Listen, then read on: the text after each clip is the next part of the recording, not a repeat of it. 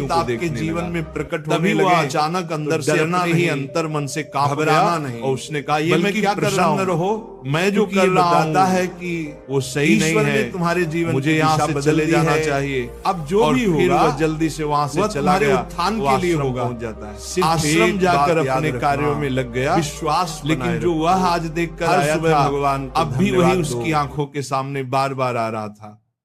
उसके मन में वही दृश्य चल रहा था, उसका मन वही सब कुछ देखने के लिए उतावला हो रहा था, उसका किसी भी काम में मन नहीं लग रहा था। सुबह होते ही बहुत जल्दी ही शिक्षा के लिए निकलता है और उस नदी के पास वाले वृक्ष के पास जाता है जहां पर वह युवक पहले से मौजूद रहता था। वह शिष्य भी उसके साथ मिलकर युवतियों को छुप छुप कर देखने लगता है।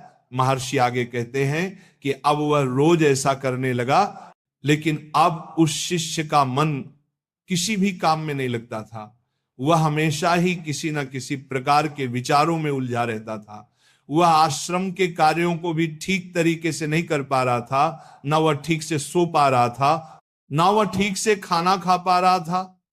उसका मन बेचैन रहने लगा था। उसका मन बार बार उन युवतियों के सौंदर्य को देखने के लिए उतावला होता रहता था। जब उसके गुरु शिक्षा देते थे तब भी उसका मन कहीं और विचारों में खोया रहता था। जब शिष्य का यही रोज रोज का हो गया तो गुरु ने अपने शिष्य की इन हरकतों को भांप लिया था। महाबली हनुमान नारद जी को कथा सुनाते हुए आगे कहते हैं कि एक दिन गुरु ने शिष्य को अपने पास बुलाया और कहा, आज से मैं भी तुम्हारे साथ भिक्षा मांगने चलूंगा, हम दोनों साथ साथ भिक्षा मांगने चलेंगे। तब शिष्य गुरु को मना करते हुए बोला, नहीं गुरुदेव, आप परेशान क्यों हो रहे हो, मैं अकेला ही ठीक से भिक्षा मांग सकता हूं। गुरु ने शिष्य से कहा, ठीक है, तुम अकेले ही भिक्षा मांगने जाओ। जैसे ही गुरुजी ने इतनी बात कही, वह शिष्य तुरंत वहां से भिक्षा मांगने के लिए निकल गया। उसके जाने के बाद गुरु भी आश्रम से निकल गए और वह अपने शिष्य का पीछा करने लगे कि वह कहाँ जाता है, किससे मिलता है, ये सब देखने के लिए उसके पीछे पीछे चलने लगे। कुछ दूर जाने के बाद गुरु ने देखा कि उनका शिष्य एक युवक के साथ एक वृक्ष के पीछे किसी अपराधी की तरह छिपा हुआ है और छिपकर कुछ देख रहा था। गुरु भी अपने शिष्य के पीछे गए। उन्होंने सोचा कि आखिर उनका शिष्य क्या देख रहा है जिसे देखने के लिए वह वृक्ष के पीछे अपराधियों की तरह छिपा हुआ है। तब गुरु ने देखा कि उनका शिष्य वृक्ष के पीछे छुपकर युवतियों को देख रहा है जो कि नदी से पानी भर रही थी। तभी गुरु बोल पड़े, शिष्य तुम ये क्या देख रहे हो? अपने गुरु की आवाज सुनकर वशिष्ठ घबराकर विचलित हो गया और उसके पसीने छूटने लगे। वह धीर वीर पुरुष थर थर कांपने लगा, जैसे किसी चोर को चोरी करते समय रंगे हाथों पकड़ लिया गया हो। उसकी हालत खराब हो गई। वह कुछ भी नहीं बोल पा रहा था, वह अपने गुरु से नजर भी नहीं मिला पा रहा था। गुरु ने शिष्य की तरफ देखा और कहा, हमारा शिष्य तो निर्भय था, उसे तो किसी भी चीज का डर नहीं लगता था, लेकिन ये क्या, तुम तो डर के मारे कांप रहे हो।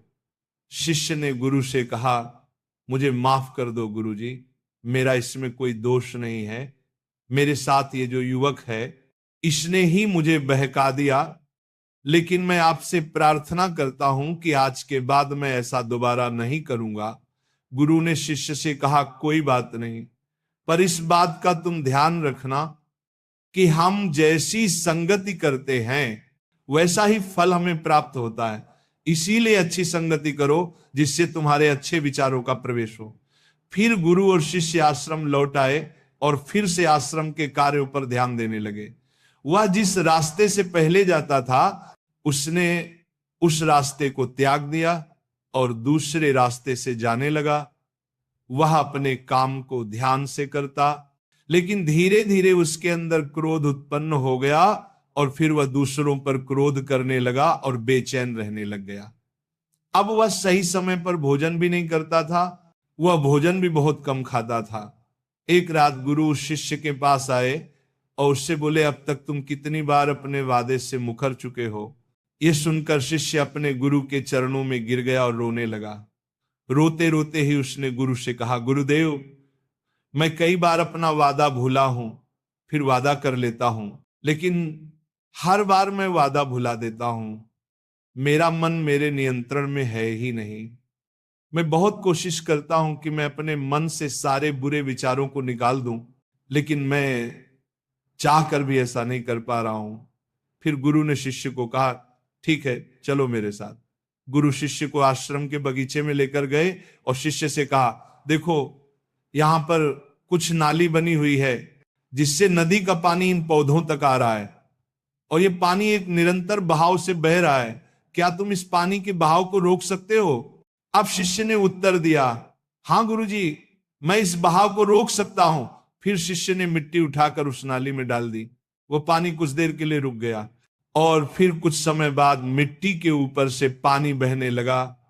गुरु ने शिष्य से कहा, अरे ये क्या, ये तो पानी रुका ही नहीं। फिर शिष्य ने कुछ मिट्टी और पत्थर उठाकर उस नाली में डाल दिए, जिससे कुछ समय के लिए पानी रुक गया, लेकिन फिर उस पत्थर के ऊपर से पानी बहने लगा। उसके बाद गुरुजी ने कहा, अरे ये क्या हुआ, पानी तो फिर से बह गया।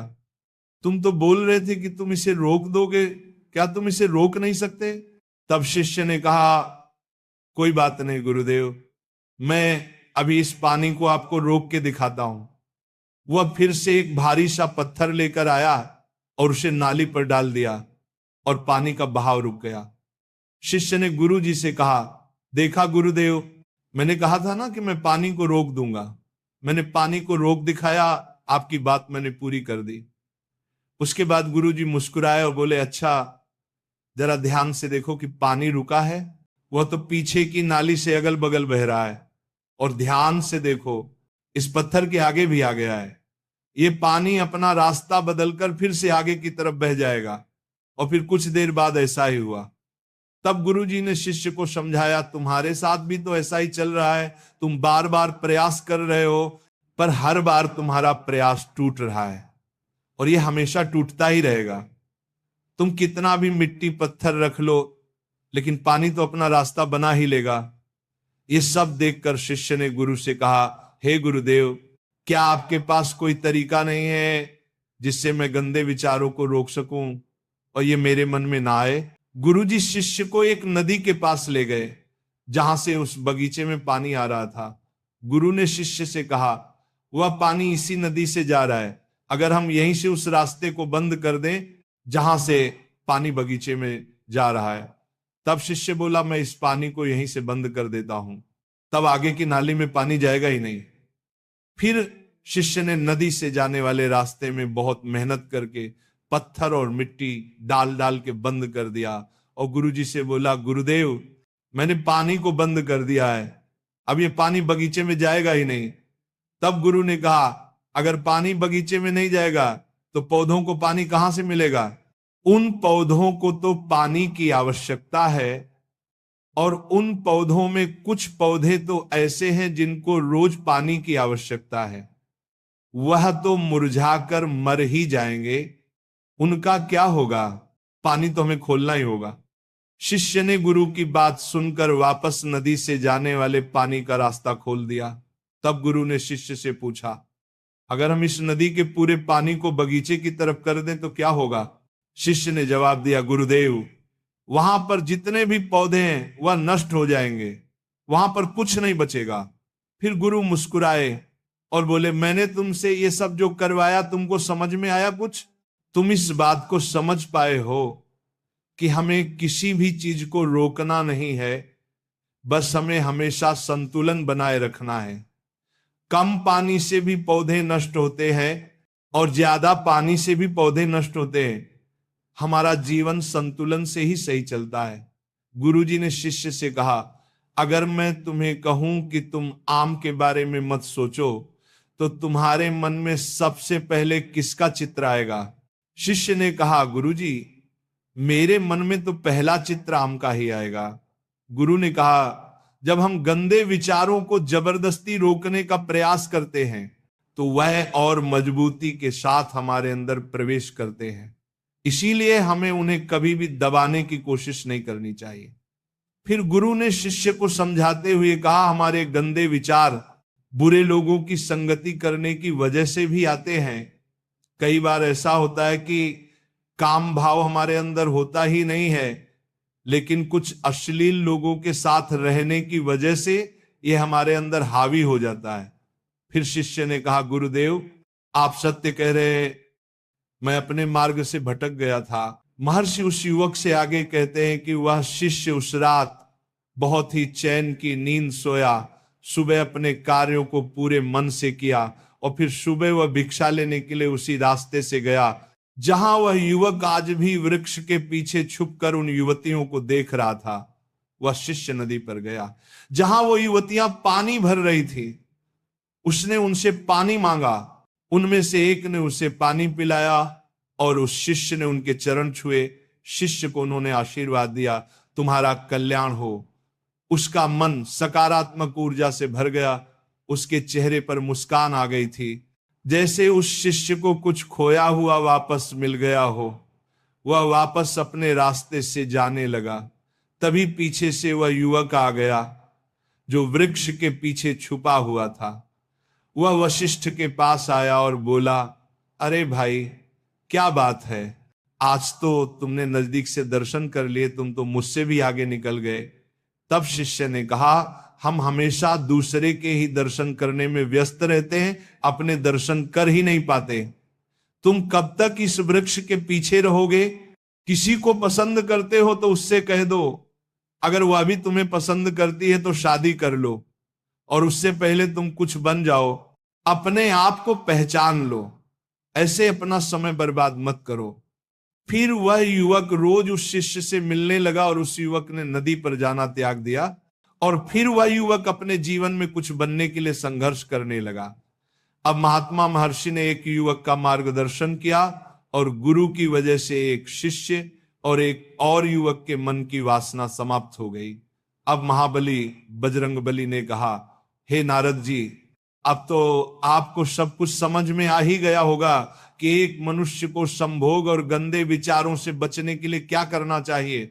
तब देवर्षि नारद जी बोले, हाँ पवन पुत्र बजरंगबली हनुमान, मैं अब आपकी बात समझ चुका हूं। संगति बदलो, आपके विचार अपने आप ही बदल जाएंगे। जब तुम्हारे मन में गंदे विचार आए तब आप अपने आप को दोषी मत मानो, केवल उन विचारों में संतुलन बनाने का प्रयास करो और अपने आप को पहचानो। आपको वीडियो कैसा लगा हमें कमेंट में जरूर बताना, और ऐसे ही वीडियो देखने के लिए आप हमारे चैनल को भी सब्सक्राइब अवश्य कर लें। इस वीडियो को अपने मित्रों के साथ शेयर अवश्य करें और सच्ची श्रद्धा से कमेंट में जय हनुमान